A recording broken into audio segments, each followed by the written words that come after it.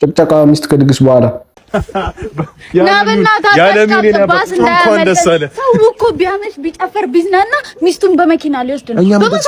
እንደምሳለና በባስ ቢው አረ በእናትህ ያመልጠናል። እኔ በእናትህ እንደዚህ አይነት ቦታ ይዘኸኝ አትምጣ።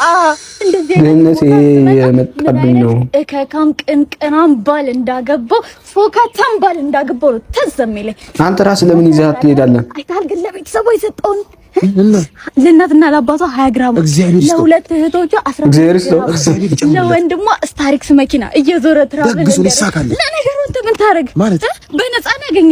የንቀትን እኮ ቢያንስ ሽማግሌ እንኳን አላክም ለቤተሰቦች። እኔ ብትንገር የተሻለ ነገር ባገኝ ትቼ የተሻለ ነገር እንዴት እንደሚታሩ ደግሞ ወሳነች ወንዱ ብርዬ ወደው ሰላም አለለ። ኧረ ሰላም ነው ፓፓ ዊስኪው ሰራልን ዊስኪው ሰራልን ዊስኪ ገዛኝ። ምን አይነት ድግስ እንደደገስ አልገባም። ገብተህ ተጫወት። እሺ ደሳለሽ አይደል?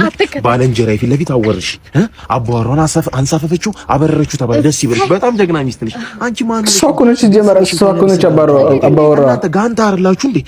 እሱ ለአንድ ወንድሙ አስታሪክ ሰጠ። ለ12 ወንድሞችሽ መኪና ልግዛኔ ለሁለት እህቶቹ 20 ግራም ወርቅ ሰጠ። ለሰባት እህቶችሽ 20 ግራም ወርቅ ልስጥ። በምን አባቴ ከየት አምጥቼ? የቤተሰብ ምጣኔ ማታውቁ አባት ማይም እናት ማይም። እናንተ እኮ ከቤት ስትወጡ ከስብሰባ አዳራሽ እንደመለቀጥ ነው ቤታችሁ ኩይሳ። እናንተ ደግሞ ጉንዳኖች ምን ቢሰባለ እንጂ አይደል? እድልሽን ትሞክሪያለሽ አይደል? ባይፋቅ ፋቅ እያደረግሽው አንቺ ቅንቅናም ግድ የለም